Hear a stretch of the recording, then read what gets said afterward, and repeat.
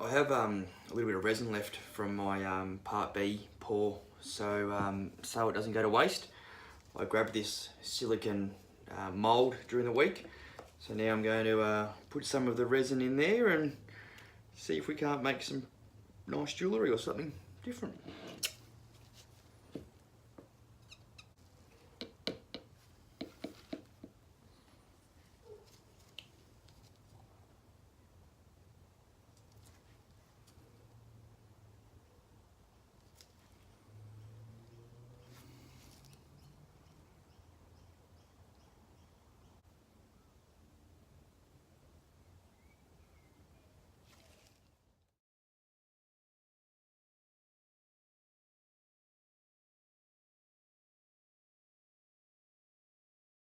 The moulds that I did seem to be pretty firm right now, so I was going to pop a few out to have a look. What I did off camera, after a suggestion from my wife and daughter, was put some live bits of plant and leaf from our garden.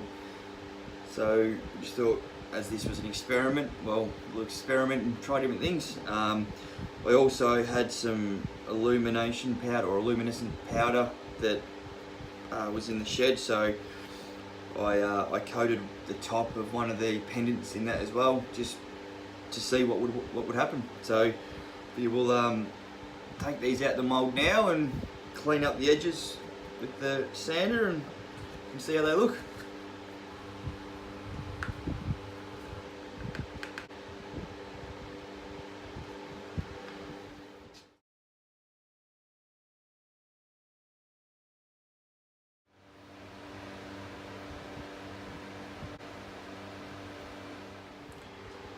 Now I've taken all of the resin jewellery out of the mould and had a bit of a look.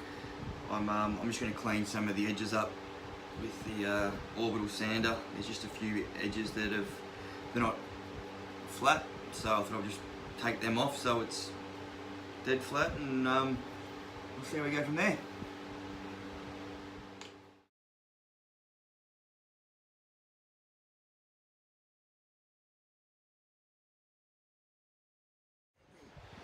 So it became pretty obvious very quickly that the orbital sander wasn't the right choice. So now I've moved on to some wet and dry sandpaper, 800 grit, and after a couple of circles it's perfect. So another lesson learned.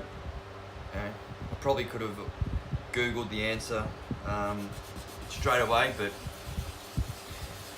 thought, why not try something myself and see if I can't work it out.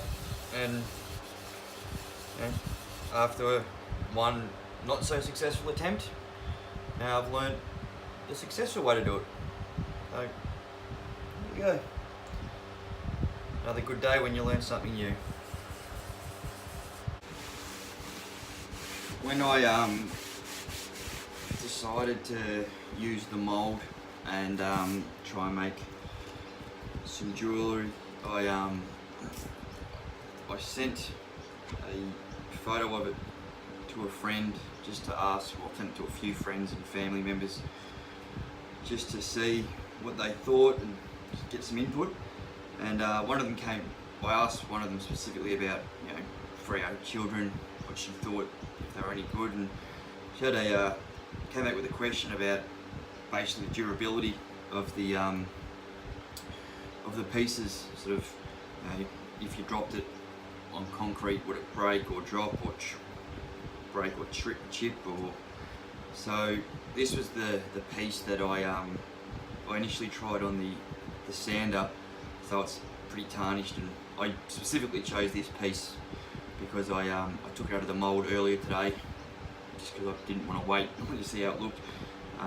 It came out fine and was solid, but I sort of thought this would be my test piece, so that's why I used it on the sander, and it didn't work, but it's pretty solid. But I figured I'd go do a few tests, maybe throw it on the ground hit it with a mallet, hit it with a hammer. We'll just see how durable they are and see if they're kid proof, or see how resilient they are. So that's what I'm going to do next. After I finish cleaning up all these pieces, I'm just got some alcohol wipes, just giving them a wipe after the sanding process. There's just a bit of the water and the particulate that came off when I was sanding them down. So we'll give them a bit of a clean up, give them a wipe, have a bit more of a better look at them, and then we'll try and break one. So you know exactly what we're starting with. Here it is. You can see that it's tarnished, but it's still in one piece. So here we go. First of all, I'll just drop it from this height. Didn't think that was going to do much anyway. Just on timber bench. Right, now let's see how we go.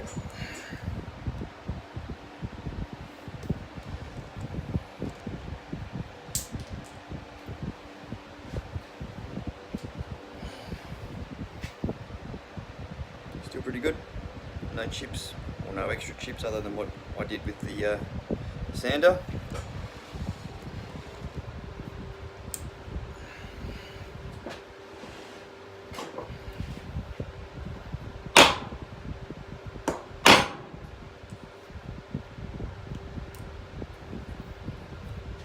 Still nothing.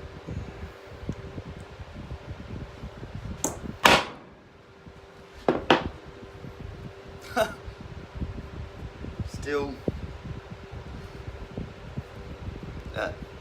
nothing there. Right, let's go.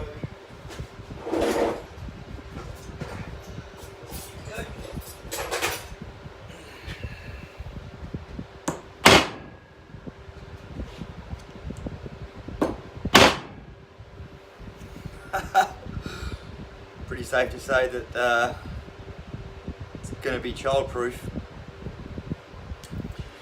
But thanks for the question though, because it made me think, and this is what this process is for, is to learn and think and try different things. But I'm glad I was able to test it and see how it held up. So it's going to be interesting cleaning up the edges of the board now that I know just how tough this stuff cures. So stay tuned for the next update.